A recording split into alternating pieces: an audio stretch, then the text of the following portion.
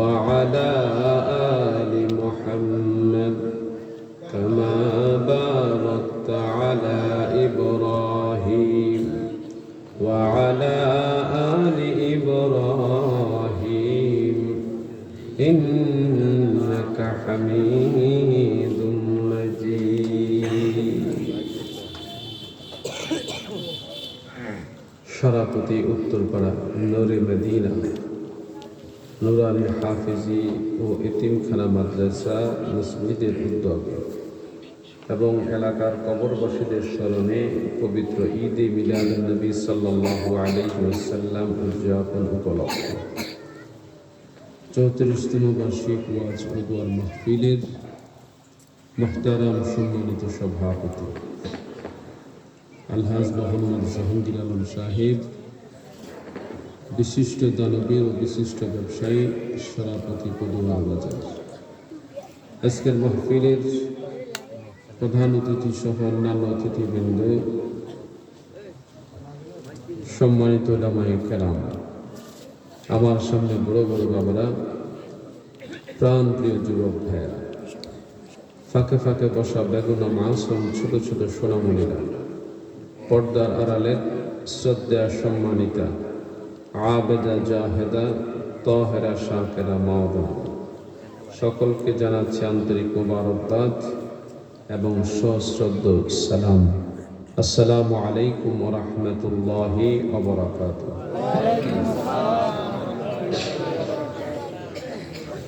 মহান রব্বে কারিমের আলিশান দরবারে শুকরিয়া আদায় করছি, যার অপার করুণায় আমরা দুনিয়ার জান্নাতের বাগানে আসার আর বসার সুযোগ পেয়েছি। তিনি যদি না চাইতেন আমরা আসতে পারতাম না। তাহলে যিনি আমাদেরকে হাজির করেছেন তিনি কে? আল্লাহ। সে মহান রব্বে কারিমের আলিশান দরবারে মহাব্বতের সাথে জবান ছেড়ে সকলে পড়ছি আলহামদুলিল্লাহ। এই কনকনে শীতের মাঝে কুয়াশাচ্ছন্ন আবহাওয়াতে আরাম আয়েশকে হারাম করে দিয়ে রব্বে কারিম তার দিনদার মুত্তাকি মুসল্লি বান্দা যারা, রাসূল পাকের পেয়ারা উম্মত যারা, তাদের সঙ্গে আমাদেরকে শামিল হওয়ার তৌফিক দিয়েছেন, সেজন্য আবারও মহাব্বতের সাথে সকলে পড়ছি আলহামদুলিল্লাহ। ঘড়ির কাঁটা একেবারে 12টার ছুঁই ছুঁই, ঘড়ি তার কাজ করে যাচ্ছে, এতে রোধ করার ক্ষমতা আমাদের কারো। সময় ক্ষেপণ কাল ক্ষেপণ যদি আমরা করি তা আরো গভীর হবে, কষ্ট আপনাদের বাড়বে। আল্লাহর মেহেরবানি তাবারক প্রস্তুত রয়েছে, যতটুকু আমাকে জানানো হয়েছে খুব বেশি দেরি যেন করা না হয় সেটাও ইনশাআল্লাহ আমাকে পরামর্শ দেওয়া হয়েছে। আমি মাহফিল কর্তৃপক্ষকে আন্তরিক মোবারকবাদ জানাচ্ছি, যারা এখানে আসার তৌফিক আল্লাহ তাআলা দিয়েছেন, যারা আসার সুযোগ করে দিয়েছেন, যাদের উসিলাতে আসা হয়েছে, আল্লাহ ওনাদেরকে সহ এই মাদ্রাসা, এতিমখানা, মসজিদ, এই এলাকাকে আল্লাহ তাআলা কবুল করুন, সকলে বলি আমিন। আমি ভূমিকায় আপনাদের আর বিরক্ত করতে চাই না। খুব অল্প সময়ের মধ্যেই কোরআন ও সুন্নাহ থেকে 2-4টি কথা বলে আলোচনার ইতি টানার চেষ্টা করব। আল্লাহ তাআলা যেন সহজ করে দেন, সকলে বলি আমিন। আমার ইকো লাগবে না, ইকোটা বন্ধ করে দিতে হবে, সাউন্ডটা আর একটু স্মুথ করতে হবে। জি, আপনারা যারা কষ্ট করে বসেছেন, আপনারা কি আয়োজনে খুশি না বেজার? সকলেই আল্লাহ সাহেব খুশি, সকলেই খুশি। আমরা কি আল্লাহকে খুশি করতে চাই না বেজার করতে চাই? অবশ্যই খুশি করতে চাই। যারা খুশি করতে চাই, দয়া করে আমি বিনীত আরজ করব, একটু আল্লাহকে খুশির জন্য সামনের দিকে হাতটা বাড়াই। বিসমিল্লাহির রহমানির রহিম। শীতে তো হাতটা একেবারে ভাঁজ করে রেখেছেন, ঠিক না? একটু ছড়িয়ে দেন না, আল্লাহ দেখুক যে বান্দারা হাত মেলছে। উপর উঠালে তো কষ্ট বেশি হবে, এই জন্য সামনের দিকে দিলাম। হাত বাড়িয়েছি সবাই, সবার হাত সামনে আসছে। বিনীত আরজ করবো, যার হাত যতটুকু সামনে আছে যায়, সবাই যেন সামনে আসে, সবাই যেন সামনে আসে। একটু মহাব্বতের সাথে তাসবিহ করি, সুবহানাল্লাহ ওয়ালহামদুলিল্লাহ লা ইলাহা ইল্লাল্লাহ সুবহানাল্লাহ।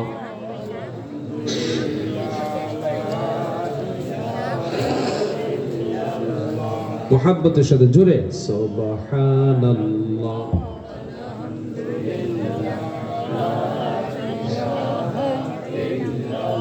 লা ইলাহা ইল্লাল্লাহ মুহাম্মাদুর রাসূলুল্লাহ সাল্লাল্লাহু আলাইহি ওয়াসাল্লাম। রব্বে করিম আমাদেরকে মানুষ হিসেবে সৃষ্টি করেছেন। আল্লাহ তাআলা ইচ্ছা করলে আমাদেরকে হায়াত জানোয়ার বানাতে পারতেন। এই ক্ষমতা আল্লাহর ছিল নাকি ছিল না? আল্লাহ ইচ্ছা করলে আমাদেরকে গাছপালা তরুলতাও বানাতে পারতেন। আল্লাহ তাআলা দয়া করেছেন, মায়া করেছেন, করুণা করেছেন। আমাদেরকে তিনি আশরাফুল মাখলুকাত মানুষ হিসেবে সৃষ্টি করেছেন। যদি আল্লাহকে জিজ্ঞেস করা হয়, মালিক আপনি কেন আমাদেরকে সৃষ্টি করেছেন? আল্লাহ তাআলার ভাষ্য, ওয়ামা খালাকতুল জিন্না ওয়াল ইনসা ইল্লা লিয়াবুদুন। রব্বে করিমের ঘোষণা,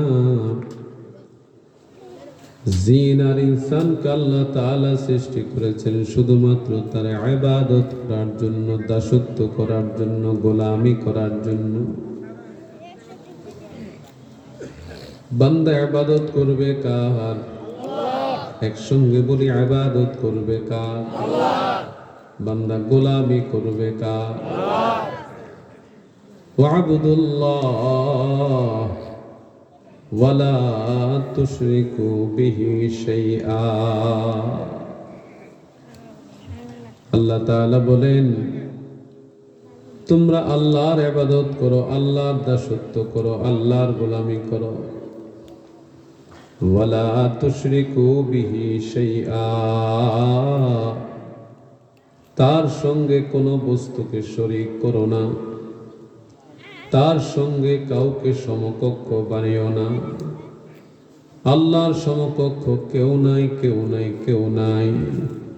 আল্লাহ তাআলা আমাদেরকে সৃষ্টি করেছেন তার ইবাদত করার জন্য। ইবাদত করতে হবে আল্লাহ, কিন্তু আল্লাহর সঙ্গে কাউকে শরীক করা যাবে না। ঘোষণাটা কার?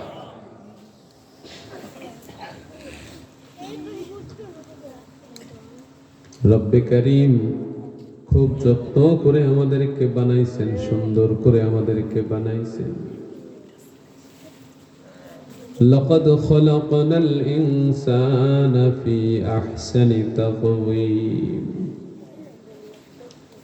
আল্লাহ তাআলা আমাদেরকে জানাচ্ছেন, মানুষদেরকে আল্লাহ তাআলা সুন্দর আকৃতি দিয়ে বানাইছেন, সুন্দর সূরাত দিয়ে বানাইছেন।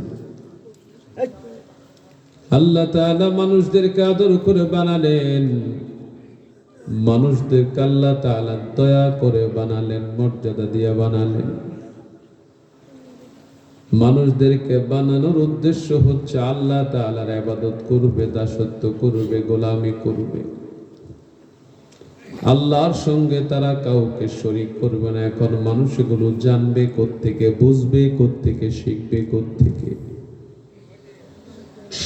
পৃথিবীতে মানুষ আসছে, আসার আগে আল্লাহ তাআলা রূহের জগতে বান্দাকে জিজ্ঞেস করেছিলেন, আমি কি তোমাদের প্রভু নই?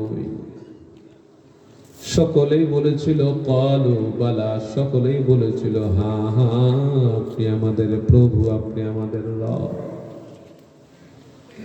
দুনিয়াতে এসে বহু মানুষ অন্যায় কাজে লিপ্ত হয়ে যায়, খারাপ কাজে লিপ্ত হয়ে যায়, আল্লাহর স্মরণ করে না, আল্লাহর কথা মান্য করে না, আল্লাহর শ্রেষ্ঠত্ব বর্ণনা করে না।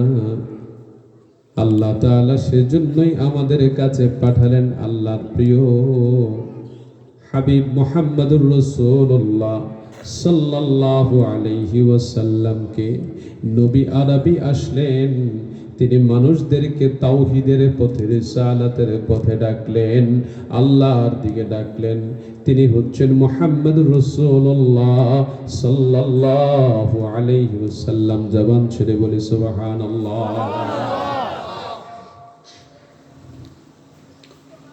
আল্লাহ তাআলা নবীদেরকে পাঠিয়েছেন শুধুমাত্র আনুগত্য করার জন্য। মানুষজন নবী আরবিকে আনুগত্য করবে, নবীদেরকে, রাসূলদেরকে আনুগত্য করবে,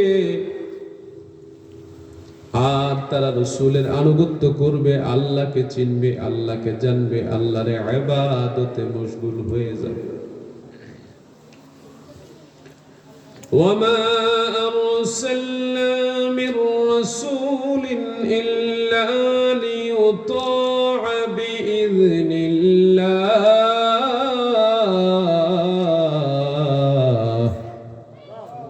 আল্লাহ তাআলার ভাষ্য, আল্লাহ তাআলা বলেন আল্লাহর অনুমতি ক্রমে কেবলমাত্র আনুগত্য করার জন্যই রাসূলদেরকে প্রেরণ করা হয়েছে।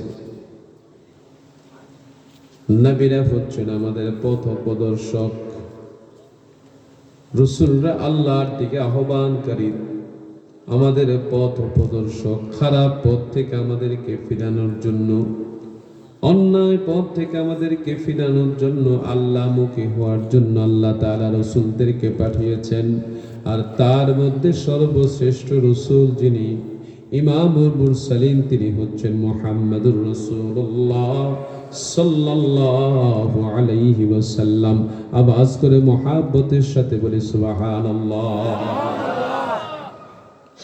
সেই নবীকে আল্লাহ তাআলা পাঠিয়েছেন শুধুমাত্র আমরা যেন রাসূলের আনুগত্যশীলতায় চলে আসি, আমরা যেন খারাপ পথ থেকে ফিরে আসি,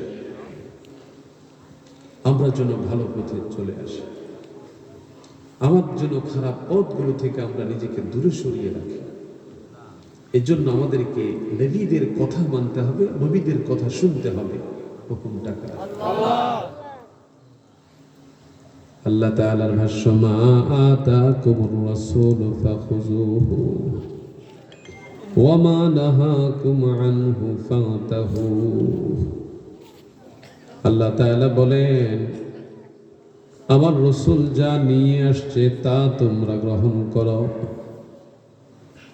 আর যা নিষেধ করেছে তা তোমরা বর্জন করো।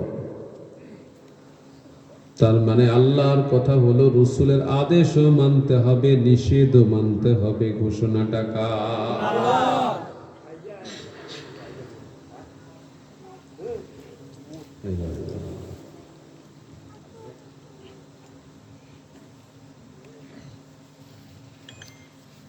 সমস্যা হচ্ছে, মন খারাপ হচ্ছে, কষ্ট করে দাওয়াত দিয়েছেন, হক আদায় করে যদি না যাই আল্লাহর কাছে তো জিজ্ঞাসিত হবে। আল্লাহ জিজ্ঞেস করবেন, সরাপতি গেছিলা, নিজের মতো করে কথা বলছো না আমার হুকুম মতো কথা বলছো? যে আল্লাহর হুকুম মতো কথা বলা না হয় তাহলে আমাদের কোনো উপায়। এই যুবক বসে কোথায় যাচ্ছে? তাড়াতাড়ি চলে আসবে। তাহলে আল্লাহ তাআলা নবীদেরকে পাঠিয়েছেন যেন আমরা নবীদের কথা মান্য করি। হুকুমটা কার?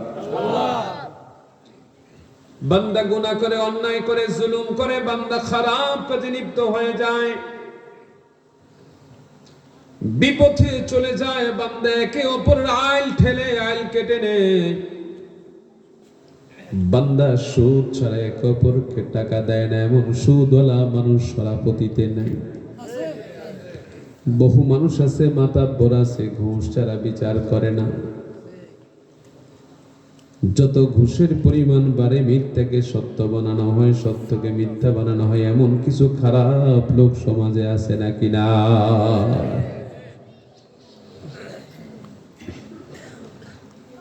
রব্বে কারীম এর জন্য আমাদেরকে বলে দিচ্ছেন, আমার নবীর আদেশ মানো, আমার নবীর নিষেধ মানো। ওয়াত্তাকুল্লাহ, আল্লাহকে ভয় করো, আল্লাহকে ভয় করো। নবীর আদেশ মানাটাও আল্লাহর ভয়, নবীর নিষেধ মানাটাও আল্লাহর ভয়। নবী যা বলেছেন ভালো কথাগুলো মানলাম, কিন্তু নবী যা নিষেধ করেছেন তা মানলাম না, তাহলে ওই বান্দা প্রকৃতপক্ষে ঈমানদার হতে পারে না, ঠিক কিনা?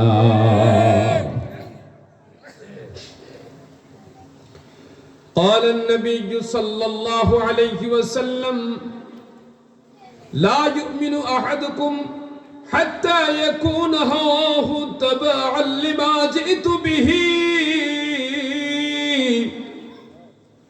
নবী আরবির ভাষ্য, আল্লাহর হাবিব প্যারা নবী মুহাম্মদুর রাসূলুল্লাহ সাল্লাল্লাহু আলাইহি ওয়াসাল্লাম বলেন, ততক্ষণ পর্যন্ত তোমরা ঈমানদার হবে না যতক্ষণ পর্যন্ত তোমাদের কথাবার্তা কাজকর্ম আমি নবীর পথে না হবে, আমি নবীর মতে না হবে, আমি নবীর অনুসরণে না হবে, ততক্ষণ পর্যন্ত তোমরা ঈমানদার হবে না। তাহলে ঈমানদার দাবি করতে হলে নবীজির আদেশ নিষেধ দুইটাই মানতে হবে। হুকুমটা কার?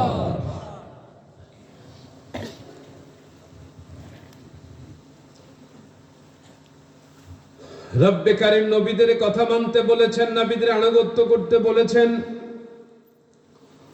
যদি নবীদের আনুগত্য করা না হয়, আল্লাহ তাআলার ভাষ্য, তোমাদের আমলগুলো বরবাদ হয়ে যাবে। তোমরা সালাত আদায় করো, কোনো কাজে আসবে না, সিয়াম সাধনা করো, কোনো কাজে আসবে না। নবীজির কথা মানতে হবে, নবীজির হুকুম তোমাকে মানতে হবে, আদেশও মানতে হবে, নিষেধও মানতে হবে। সূরাতুল মুহাম্মদ আয়াত নম্বর 33 আল্লাহ তাআলার ভাষ্য,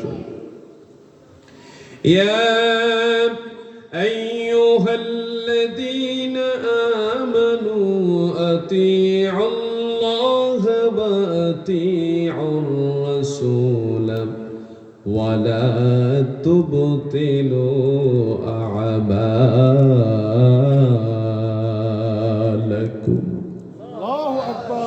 আল্লাহ তাআলা ডেকে বলেন, হে মুমিনগণ, ও ঈমানদারেরা, রব্বে কারীম কত সুন্দর করে ডাকেন, কত মায়া করে ডাকেন। বান্দার প্রতি আল্লাহর মায়ার কোনো শেষ নাই, আল্লাহর দয়ার কোনো শেষ নাই। বান্দা হতাশ হয়ে পড়ে, বান্দা নিজেকে হারা ফেলে, বান্দার মন ভালো না, শরীর ভালো না, আর্থিক সমস্যা, বান্দার কত জটিলতা, পরিবারে কত জটিলতা, তার মনে কত জটিলতা, সমাজে বান্দার। আল্লাহ তাআলা প্রাণ খুলে বান্দারে মহাব্বত করে ডাকে, বান্দারে লা তাকনাতু মির রাহমাতিল্লাহ, ও বান্দা আমার রহমত থেকে নৈরাশ হইও না, আমার রহমত থেকে নৈরাশ হইও না। আল্লাহ তাআলা বান্দাকে খুব মায়া করেন, খুব দয়া করেন, খুব করুণা করেন। আল্লাহর প্রেমিকেরা ভোর রাতে জাগ্রত হয়ে যায়। আমাদের মতো গুনাহগার মানুষগুলো গভীর রাতে ঘুমায়। কত যুবকেরা রাত 2টা বাজে, 3টা বাজে মোবাইল ছাড়ে না, শেষ রাতে ফজরের সালাতের আযান তার কানে পৌঁছে না, ঘুমায় আছে, নিথর দেহ সে ঘুমায়, বড় আরাম সে ঘুমায়। আমার রাসূল বলেন, ঠিক সেই মুহূর্তে আল্লাহ তাআলা প্রথম আকাশে বান্দার কাছে আসে, খুব কাছে, দুনিয়ার কাছে যে আকাশটা, প্রথম আকাশে বান্দার কাছে সে বান্দারে ডাকে, বান্দারে, ও বান্দা উঠো, উঠো, তোমার গুনাহ মাফের দরকার আমি আল্লাহর কাছে চাও, তোমার রিজিকের দরকার আমি আল্লাহর কাছে চাও, তোমার সম্মানের দরকার আমি আল্লাহর কাছে চাও, তোমার অভাব অনটন দূর করা দরকার আমি আল্লাহর কাছে চাও, তুমি ঋণগ্রস্ত, ঋণ থেকে মুক্তি পাওয়া দরকার, আমি আল্লাহর কাছে চাও। আল্লাহ প্রথম আকাশে এসে বান্দার ডাকে, বান্দা আমার কাছে চাও, দাঁড়িয়ে যাও, সালাতে দাঁড়িয়ে যাও, আমি আল্লাহর কাছে চাও। আল্লাহর কাছে গভীর রজনীতে কোনো বান্দা যদি কোনো কিছু আল্লাহর কাছে চায়, উম্মতের কান্ডারি নবী বলেন, ওই বান্দা যদি ইখলাসের সাথে আল্লাহর কাছে চায়, আল্লাহ তাআলা সেই বান্দার কোনো চাওয়া ফেরত দেন না। বান্দা চাইতে দেরি, আল্লাহর পক্ষ থেকে বান্দাকে দিতে দেরি হয় না।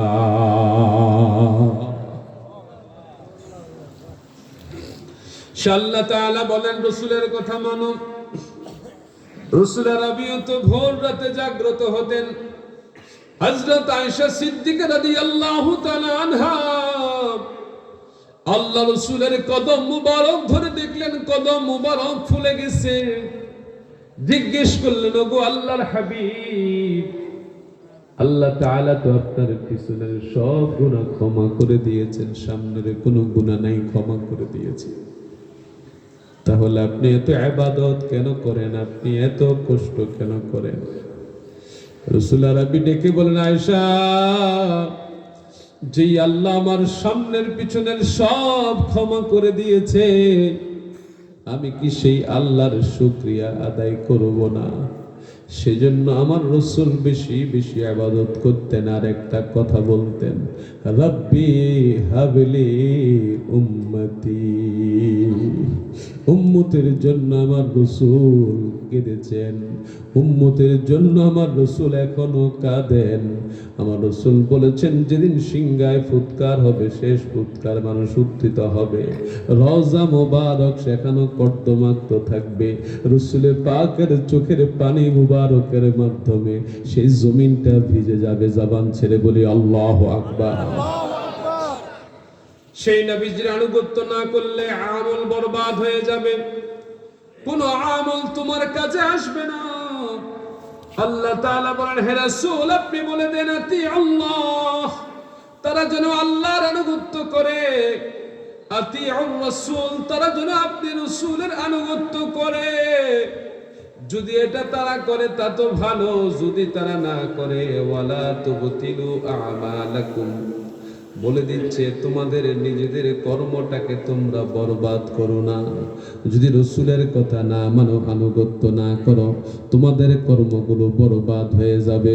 আর যদি রাসূলের কথাগুলো মানো, তোমাদের কর্মগুলো কাজে লাগবে।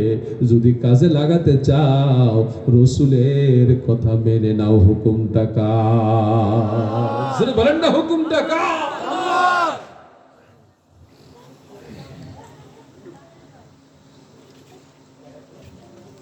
সহজ কাজ করতে সবাই চায়, কঠিনটা করতে চায় না। বড় কঠিন বাস্তবতা। এবার আল্লাহ তাআলা বলেন, আমার রাসূলের আনুগত্যশীলতা থেকে মুখটা ফিরাইয়া নিও না। ও নরাধম, আমার রাসূলের কাছ থেকে মুখ ফিরাইয়া নিবা, তোমার উপায় নাই, উপায় নাই, উপায় নাই। যদি নিজের শ্রেষ্ঠ করতে চাও, যদি নিজের আল্লাহওয়ালা বানাতে চাও, যদি নিজেকে দিনদার বানাতে চাও, তাহলে তুমি রাসূলের দিক থেকে মুখ ফিরিয়ে নিও না। আল্লাহ তাআলা কত সুন্দর করে বলছেন, ইয়া আইয়ুহাল্লাযীনা আমানু আতিউল্লাহা ওয়া রাসূলাহু ওয়া লা তাওয়াল্লাউ আনহু ওয়া আনতুম তাসমাউন।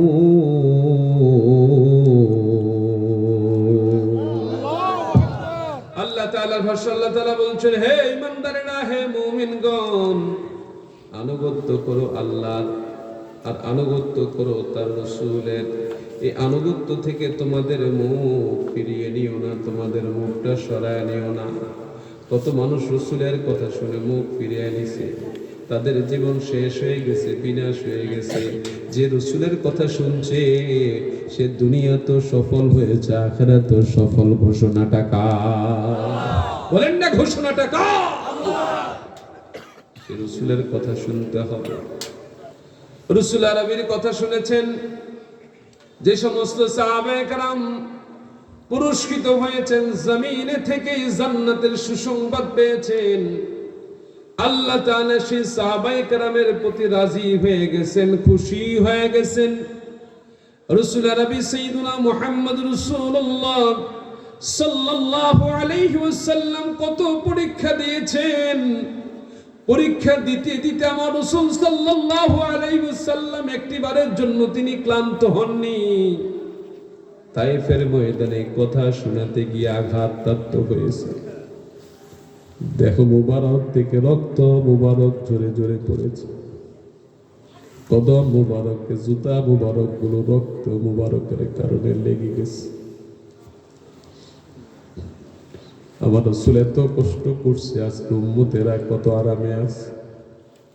ও উম্মতেরা, কত আরামে আমরা আছি। আমার রাসূল কত কষ্ট করেছে। রাসূল আরবি সাইয়্যিদুনা মুহাম্মদ রাসূলুল্লাহ সাল্লাল্লাহু আলাইহি ওয়াসাল্লাম জাবালে নূরে ধ্যান মগ্ন ছিলেন, আল্লাহকে স্মরণ করেছেন। আকাশকে সৃষ্টি করেছে, জমিনকে সৃষ্টি করেছে, এটা নিয়ে তিনি ভাবনায়, তিনি চিন্তা করছেন, ফিকির করছেন, গবেষণা করছেন। স্রষ্টার পরিচয় পাওয়ার জন্য আল্লাহ তাআলা সর্বশেষ সেখানে নূর পয়দা করে দিলেন। আল্লাহ তাআলা সেখানে দান করলেন আল্লাহর কালাম আল কোরআনুল কারীম। মুহাব্বতের সাথে জবান ছেড়ে বলি সুবহানাল্লাহ। সে নবী আরবি সাইয়্যিদুনা মুহাম্মদ রাসূলুল্লাহ সাল্লাল্লাহু আলাইহি ওয়াসাল্লাম আল্লাহর পক্ষ থেকে প্রেরিত হয়েছেন মানুষদেরকে পথ দেখানোর জন্য, খারাপ পথ থেকে ফেরানোর জন্য। তায়েফের জমিনে রাসূল আরবি যখন আঘাতপ্রাপ্ত হয়েছেন, তিনি যখন পড়ে গিয়েছেন জমিনের মধ্যে, একজন এসেছেন আমার রাসূলকে একটু ফলের জুস খাওয়ানোর জন্য। আল্লাহর পক্ষ থেকে জিবরিল আমিন এসে বললেন, ওগো আল্লাহর হাবিব, আল্লাহ খবর পাঠিয়েছেন তায়েফবাসীর প্রতি আল্লাহ রাগ করেছেন। যদি আপনি চান তায়েফের জমিনটা আল্লাহ উল্টায় দিবেন। আমার রাসূল এত দয়ার নবী, মায়ার নবী, ডেকে বলেন, জিবরিল, আল্লাহকে গিয়ে সালাম দাও, আল্লাহ যদি জমিনটা উল্টায় দেয় আমি কার কাছে দিলের দাওয়াত দিব? আল্লাহকে বলো তায়েফবাসীদের অন্তরে হেদায়েতের নূর পয়দা করে দিতে। সুবহানাল্লাহ। আল্লাহ তাআলা সে তায়েফবাসীর অন্তরে নূর, হেদায়েতের নূর পয়দা করে দিলেন। হেদায়েতের নূরের তাজাল্লি এমন হলো, সারা সৌদি আরবে এখন দেখা যায় সবচেয়ে সবুজ শ্যামল সুন্দর পাহাড় ঘেরা তায়েফের মতো তো সুন্দর জায়গা পুরো সৌদি আরবে আর নাই, আর নাই। সেখানের ফলগুলো সুমিষ্ট, সেখানের খাবারগুলো সুমিষ্ট, সুন্দর সুন্দর ফল সেখানে ফলে, সবুজে শ্যামলে ভরা সেই জমিন।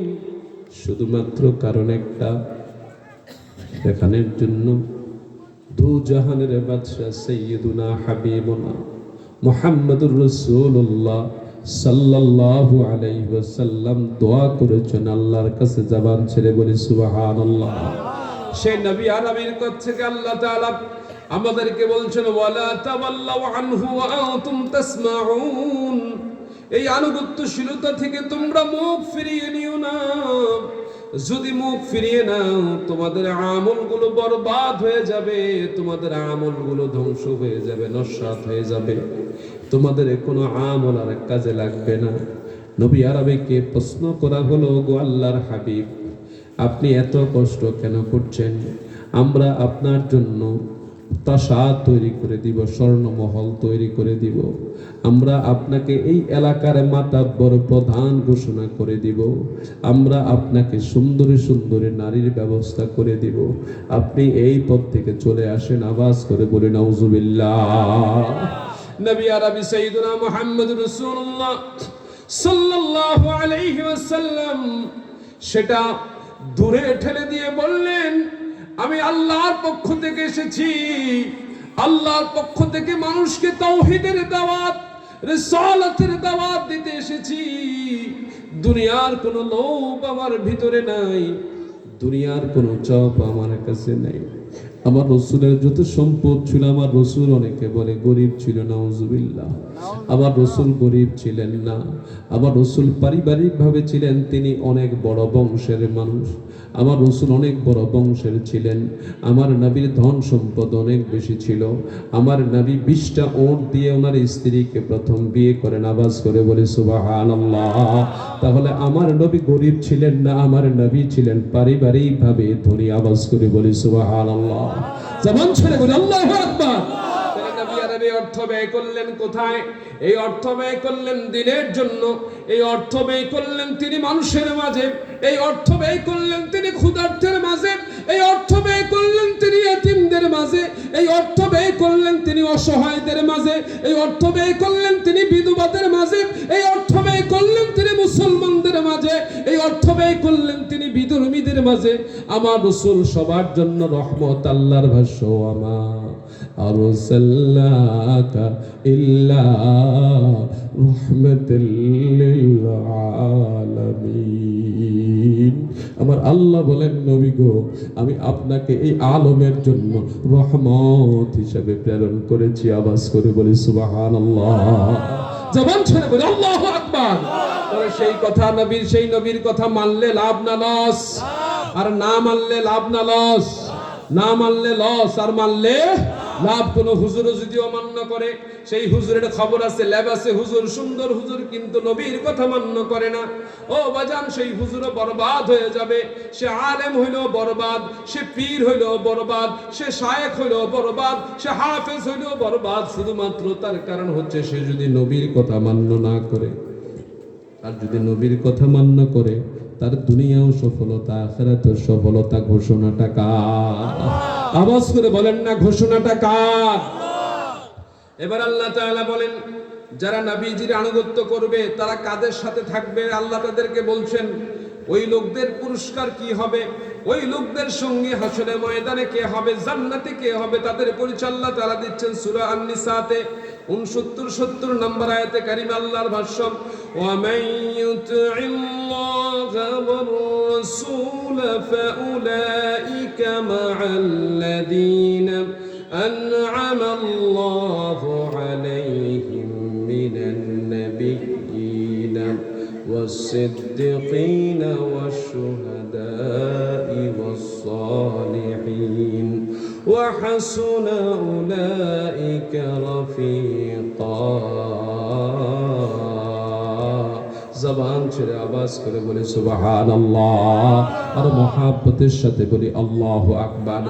আল্লাহ তাআলার ভাষ্য, যারা আল্লাহ এবং রাসূলের আনুগত্য করবে, আল্লাহ তাআলা বলছেন, ফাউলাইকা মা'আল্লাযীনা আন'আমা আল্লাহু আলাইহিম।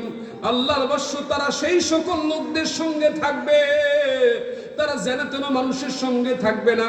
ও বাজান, নবীকে মোহাব্বত করে আবার মুখে সিগারেট আছে নাকি নাই? নবীকে মোহাব্বত করে ঘুষ খায় আছে নাকি নাই? নবীকে মোহাব্বত করে মুখে বলে কিন্তু সুদের সাথে জড়িত আছে নাকি নাই? নবীকে মোহাব্বত করে মুখে বলে কিন্তু মুখে তার দাড়ি নাই। নবীকে মোহাব্বত করে মুখে বলে কিন্তু তার নামাজ রোজা নাই। নবীকে মোহাব্বত করে মুখে বলে পরের আইল ঠেলে আছে নাকি নাই? আসলে সে মুখে বলে নবীকে মোহাব্বত করে, প্রকৃতপক্ষে সে নবীকে মোহাব্বত করে না। সে নবীর প্রত্যেকটা কথাকে অমান্য করে। সে হইল নবীজির 1 নম্বর দুশমন, শয়তানের বন্ধু। ঠিক না বেঠি? হায় রে আমার নবীর মায়ার দিন,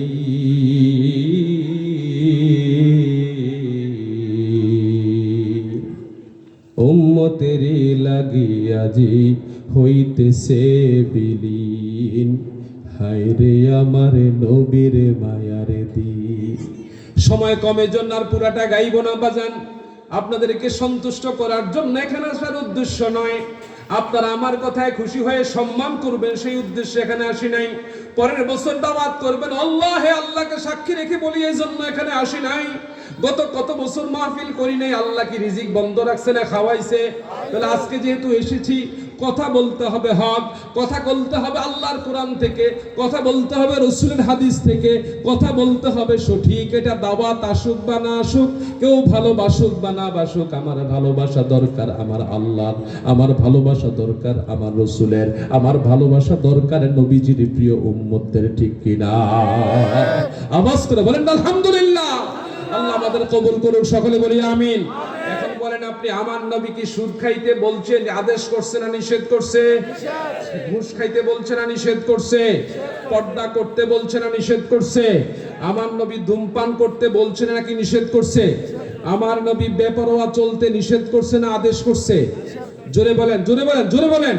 নিষেধ করেছে। আমার নবী পরের হক করতে, পরের হক নষ্ট করতে আদেশ করেছে না নিষেধ করেছে? আমার নবী আইল খেলতে আদেশ করেছে না নিষেধ করেছে? আমার নবীজি পরের বিরুদ্ধে গীবত করতে আদেশ করছে না নিষেধ করছে? আমার নবীজি গালিগালাজ করতে আদেশ করেছে না নিষেধ করছে? আমার নবীজি একজনকে কটাক্ষ করে কথা বলতে আদেশ করেছে না নিষেধ করেছে? তাহলে আমার নবী যদি এগুলো নিষেধ করে থাকে, এখন সমাজে এগুলো আছে নাকি নাই? জোরে বলেন না, আছে নাকি নাই? ও বাজান, টাকার কাছে বিচার বিক্রি হয়, এটা সমাজে বোধহয় সরাপতিতে নাই, কিন্তু অনেক জায়গায় এটা আছে, আমাদের এলাকায় এটা আছে বাজান, কোন জায়গায় বাদ নাই। ইল্লা মাশাআল্লাহ দুই একজন বিচারক ভালো, কিন্তু 98% হচ্ছে ভেজাল, আছে নাকি না? ধনীর বিচার একরকম, গরিবের বিচার একরকম। ধনী অন্যায় করলে বিচার পাল্টায় নাই, আলাদাভাবে পাল্টায় যায়। গরিবে বিচার করলে তারে বেশি করে জোর করে ঘাই দেওয়া হয়, আছে নাকি না? হয়তো সরাপতিতে নাই, অনেক জায়গায় এটা আছে। আল্লাহ তাআলা বলেন, যারা নবীর কথা মানে, নবীর আনুগত্য যেই বান্দারা করে, যেই বান্দারা হক কথা বলে, আল্লাহর হুকুম মতো জমিন পরিচালনা করার চেষ্টা করে, নবীর আদর্শ মতো জমিন পরিচালনা করার চেষ্টা করে, নবীর আনুগত্য যেই মানুষগুলা করে, আল্লাহর ভাষ্য আলফা উলাইকা মাআল্লাযীনা, তারা ওই মানুষগুলোর সাথে থাকবে যারা আনআমাল্লাহু আলাইহিম মিনান নাবিয়্যিন ওয়াস সিদ্দিকিন ওয়াশ শুহাদাই ওয়াস সালিহিন।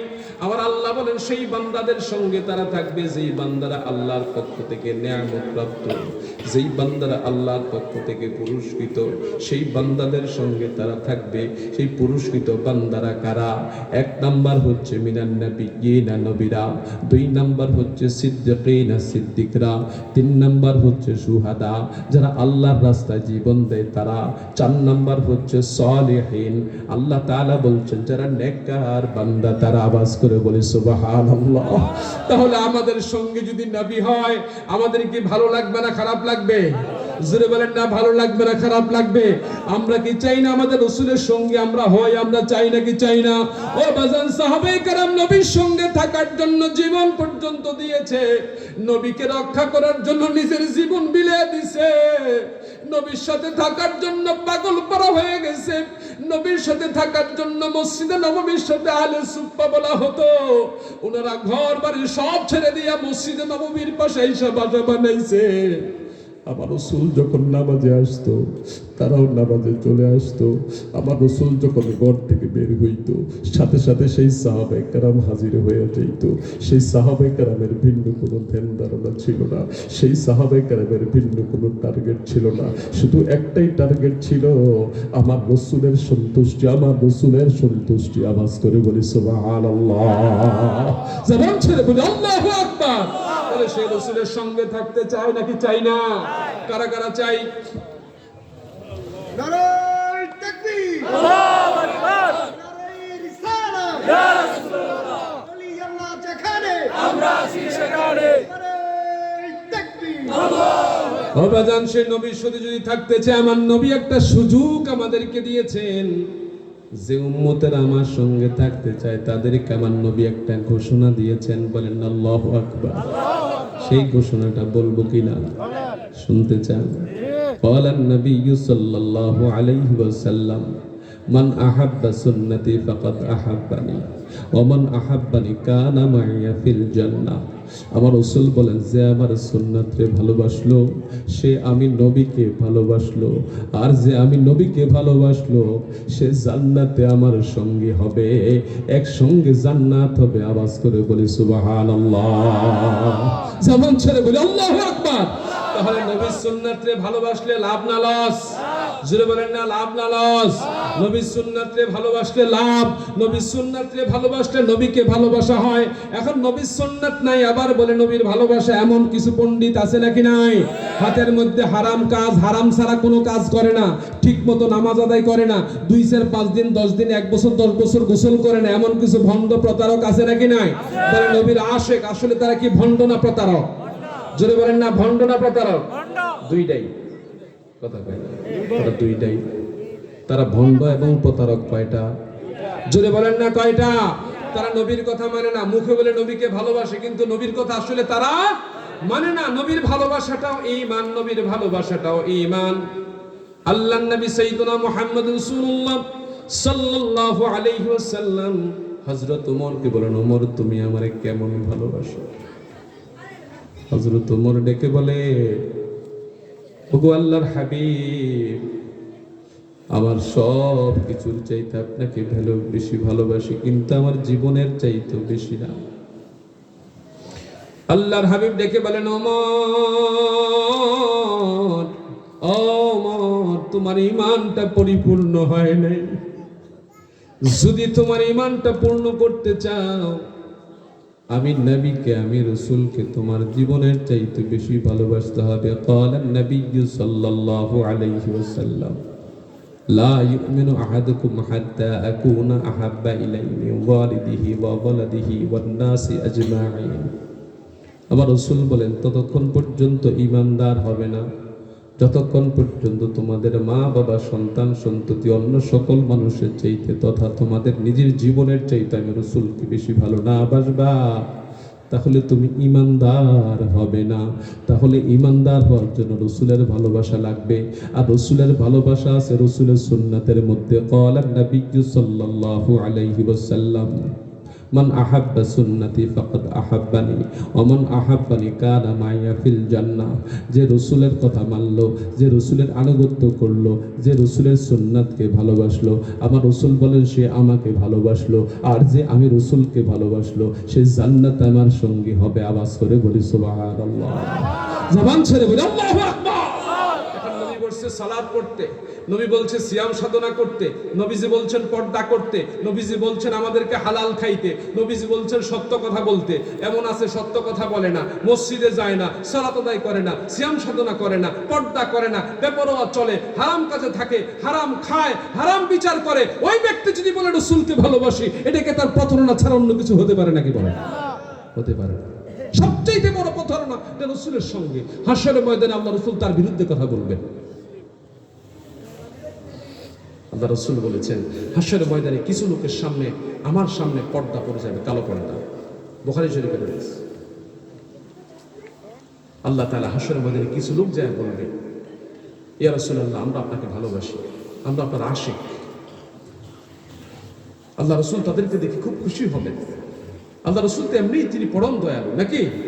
অত্যন্ত দয়ালু তিনি, রাউফুর রহিম। আল্লাহ তাআলার পক্ষ থেকে অশেষ নিয়ামত আল্লাহ ওনাকে দান করেছেন। সে রাসূলের সামনে যখন যাবে তারা বলবে এই কথা, আল্লাহ তাআলা সঙ্গে সঙ্গে মধ্যখানে একটা কালো পর্দা ফেলে দেবে। আল্লাহ রাসূল জিজ্ঞেস করলেন, বারে তাআলা, এটা কেন হলো? এই মানুষগুলো আমার আশিক, তারা পরিচয় দিয়েছে। আল্লাহ তাআলা বলবেন, হে আমার হাবিব, এরা প্রকৃতপক্ষে আপনার আশিক নয়।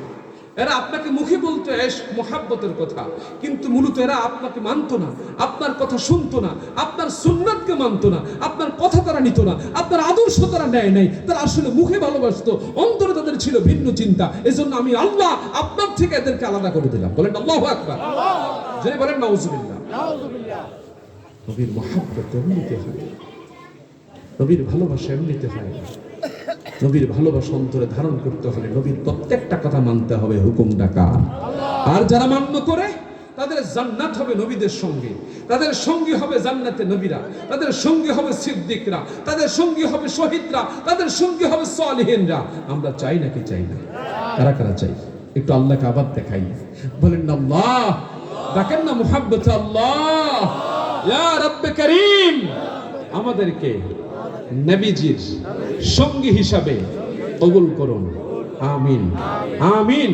আল্লাহুম্মা আমিন। এবার আল্লাহ তাআলা বলছেন ওয়া হাসুনা উলাইকা রাফিকা, এরা কতই না উত্তম সঙ্গী, নবী, সিদ্দিক, শুহাদা, সালেহিন, ওনারা কতই না উত্তম সঙ্গী। দুনিয়াতে একটা প্রবাদ আছে, সৎ সঙ্গে স্বর্গবাস, অসৎ সঙ্গে সর্বনাশ, আছে নাকি না? সৎ মানুষের সাথে চললে সৎ কাজে যায়, সৎ কথা বলতে মন চায়, সৎ পথে থাকতে মন চায়, আর খারাপ লোকের সঙ্গে চললে কত খারাপ কাজে চলে যায়, আছে নাকি না? তাহলে মাদ্রাসায় বাচ্চা দিলে লাভ না লস? নবীর সুন্নাত শিখতে হলে, নবীর সুন্নাত শিখাতে হলে, নবীর আদর্শ নিতে হলে, নবীর আদর্শ মানতে হলে, যেই ছোট্ট একটা বাচ্চা সূরা কাউসার তেলাওয়াত করেছে, অনুবাদ করেছে দুই ভাবে, আল্লাহ তাকে রহম করুন। এই মাদ্রাসায় বাচ্চা যদি সে পড়াশোনা না করত, তার পক্ষে এটা শিক্ষা করা সম্ভব হতো না। তাহলে এই মাদ্রাসার উস্তাদগণ যোগ্যতা সম্পন্ন বিধায় এমন ছাত্র তৈরি হয়েছে, যেই মা যোগ্যতা সম্পন্ন তার সন্তানও যোগ্যতা সম্পন্ন হয়, যেই বাবা ভালো হয় তার সন্তানও ভালো হয়, যেই উস্তাদ ভালো হয় তার ছাত্র ভালো হয়। যদি উস্তাদরা কোনোভাবেই এটা প্রতি গাফলতি করত, ঠিক মতো খেয়াল না করত, আজকে এই ছাত্রটা এখানে দাঁড়াতে পারতো না, ঠিক না বেঠিক? এই জন্য ছাত্র দিতে হবে, ছাত্র এখানে পড়াতে হবে, এখানের সাথে লেগে থাকতে হবে। যদি লেগে থাকেন, আপনার দুনিয়া তো লাভ, আখিরাত লাভ। এই লাভ যদি আপনি খুঁজতে চান, আল্লাহর কালামের সঙ্গে থাকতে হবে, হাফেজদের সঙ্গে থাকতে হবে। তার কারণ হচ্ছে আল উলামা ওয়ারাসাতুল আম্বিয়া, উলামারা হচ্ছে নবীর ওয়ারিস। তাহলে নবীর ওয়ারিসকে যে সম্মান করে, সে নবীকে সম্মান করে, আর যে নবীকে সম্মান করে সে আল্লাহকে সম্মান করে। আওয়াজ করে বলি সুবহানাল্লাহ, জবান ছেড়ে বলেন আল্লাহু আকবার। এই যে সুন্দর করে এই ছাত্রটা প্রকাশ করলো, আল্লাহ তাকে রহম করুন, সকলে বলি আমিন। ছেড়ে বলি আল্লাহুম্মা আমিন। এবার আল্লাহ তাআলা বলেন, যদি নবীর আনুগত্য করো তাহলে তোমরা হেদায়েত প্রাপ্ত হবে। কথা বলে কে রে ভাই, একটু খেয়াল করুন, আমি শেষ পর্যায়ে চলে আসছি, আর বিরক্ত করবো না। একজন যান, ধমক দিয়েন না, বাচ্চা মানুষ, রাগ করিয়েন না, বুঝে বলে দেন বা এখানে এনে বসায়া দেন। কষ্ট হচ্ছে আপনাদের? মন খারাপ করছেন? আমি শেষ করে দিচ্ছি ভাইজান, আমি অনেক দূর থেকে আসছি, আপনারা এলাকার মানুষ, আমার কথা যদি কেউ কষ্ট পেয়ে থাকেন আল্লাহর রাস্তায় ক্ষমা করবেন। আমি একটি কথা আমার নিজ থেকে বলি নাই, একটি কথাও আল্লাহর কালাম থেকে, রাসূলের হাদিস থেকে বাহিরে বলি নাই, একটি কথা ইনশাআল্লাহ বলি নাই।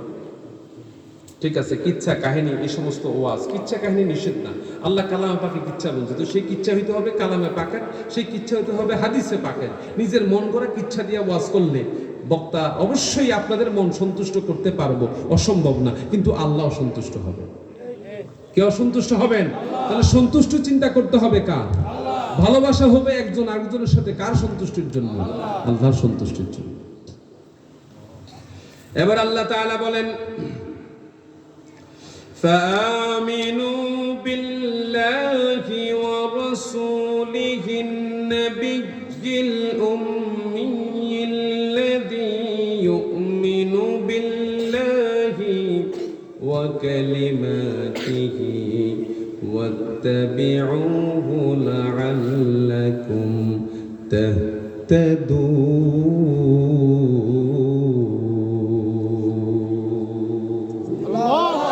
আল্লাহ তাআলার ভাষ্য, কাজেই তোমরা ঈমান আনো।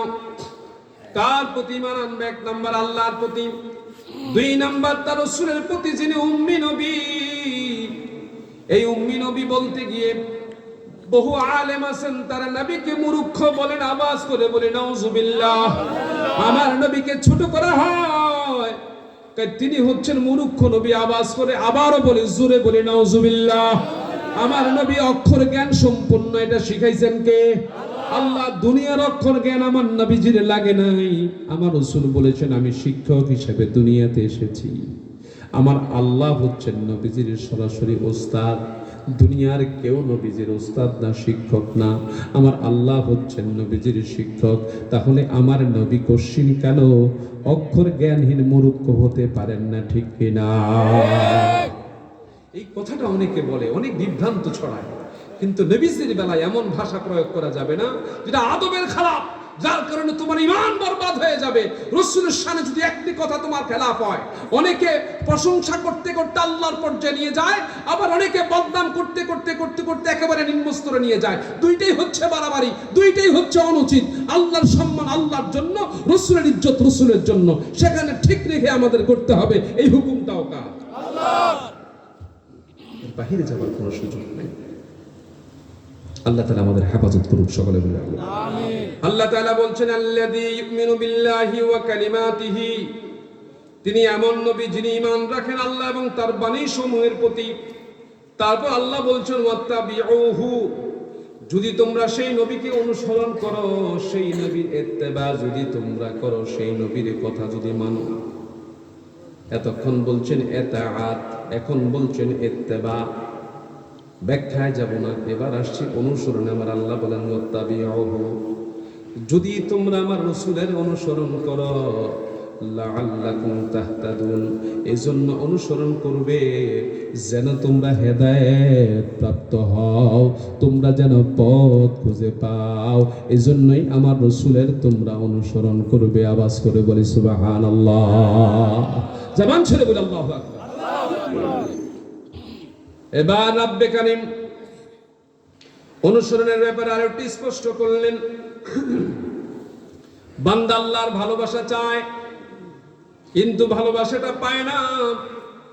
ভালোবাসার মধ্যে বান্দার সম্পর্ক আল্লাহর সঙ্গে তৈরি হয় না। এবার আল্লাহ তাআলা ডেকে বলেন, কুল ইন কুনতুম তুহিব্বুনাল্লাহ ফাত্তাবিউনি ইউহিব্বুকুমুল্লাহ ওয়া ইয়াগফির লাকুম যুনুবাকুম ওয়াল্লাহু গফুরুর রহিম।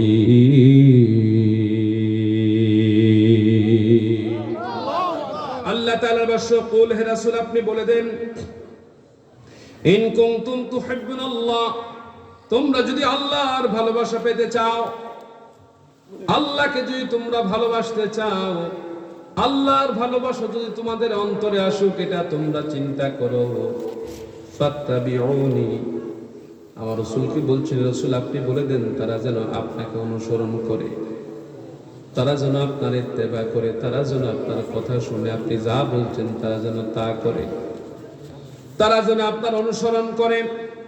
আল্লাহর ভাষ্য যদি তারা এটা করে, ইউহিব্বুকুমুল্লাহ, তাদেরকে জানায় দেন আল্লাহ তাআলা তাদেরকে ভালোবাসবেন।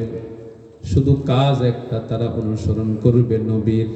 যদি নবীর অনুসরণ করে, আল্লাহর ভালোবাসা তাদের জন্য বরাদ্দ হয়ে যাবে মহাব্বতের সাথে একসঙ্গে। সকলে বলি সুবহানাল্লাহ, জবান ছেড়ে আওয়াজ করে বলি আল্লাহু আকবার। শুধু আল্লাহর ভালোবাসা পাবে তাই না, আল্লাহ তাআলার ঘোষণা, তোমাদের গুনাহসমূহ ক্ষমা করে দেওয়া হবে। নবীর অনুসরণ করবা, নবীর আনুগত্য করবা, নবীর কথা মান্য করবা, তোমাদের গুনাহসমূহ ক্ষমা করে দেওয়া হবে। আল্লাহু গফুরুর রহিম, তিনি এমন আল্লাহ, যেই আল্লাহ ক্ষমাশীল, যেই আল্লাহ হচ্ছেন দয়ালু, তিনি এমন রব, এমন মালিক। ওই মালিকের ভালোবাসা যদি চাও, মালিকের প্রেরিত রাসূল মুহাম্মদুর রাসূলুল্লাহ সাল্লাল্লাহু আলাইহি ওয়াসাল্লামের আনুগত্য করো।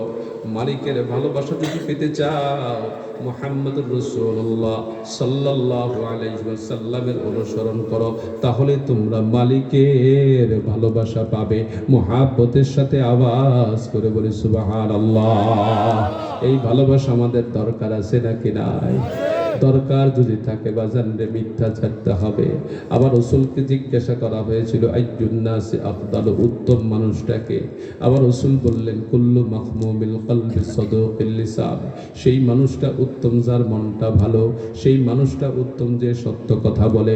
আমার নবী সব সময় সত্য বলেছেন, বলেন না আল্লাহু আকবার। আমার নবীর মন অন্তর মুবারক সব সময় ভালো ছিল, ঠিক কিনা? যদি বলেন ঠিক কিনা? তাহলে নবীর উম্মত হিসেবে এগুলো আমাদের ঠিক করার দরকার আছে নাকি নাই? দরকার আছে নাকি নাই? যদি নবীর আনুগত্য করা হয়, আল্লাহর আনুগত্য করা হয়, আল্লাহ তাআলা ভাষ্য মাইয়ুতি'র রাসূল ফাকাদ আতা আল্লাহ, যে ব্যক্তি নবীজির আনুগত্য করলো সে যেন আল্লাহরই আনুগত্য করলো। মুহাব্বতের সাথে জবান ছেড়ে বলি আল্লাহু আকবার। আবার আল্লাহ তাআলা বলেন তোমরা আনুগত্য করবে রাসূলের। কেন করবে? তোমরা যেন করুণা প্রাপ্ত হও। কার কাছ থেকে করুণা আসবে? রাসূলকে মানলে কার কাছ থেকে করুণা আসবে? দেখে আল্লাহর জিজ্ঞেস করি আল্লাহ কি বলে। আল্লাহ তাআলা বলছেন ওয়া আতিউল্লাহা ওয়ার রাসূল লাআল্লাকুম তুরহামুন।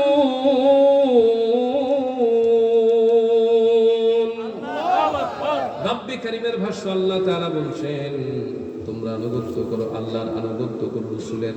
কেন আনুগত্য করবা? লাআল্লাকুম তুরহামুন, যাতে তোমরা আল্লাহর করুণা অর্জন করতে পারো, আল্লাহর পক্ষ থেকে তোমরা ইহসান প্রাপ্ত হও, আল্লাহর কাছ থেকে তোমরা দয়া প্রাপ্ত হও, আল্লাহর কাছ থেকে তোমরা কৃপা প্রাপ্ত হও। সেজন্য তোমরা রাসূলের আনুগত্য করবে। এটাই হচ্ছে হুকুম কার? যদি বলেন না হুকুমটা কার? এবার আল্লাহ বলছেন আরেকটা কথা, অচিরেই তোমাদেরকে দয়া করা হবে, খুব তাড়াতাড়ি তোমাদেরকে দয়া করা হবে। কিভাবে তোমাদের দয়া করা হবে?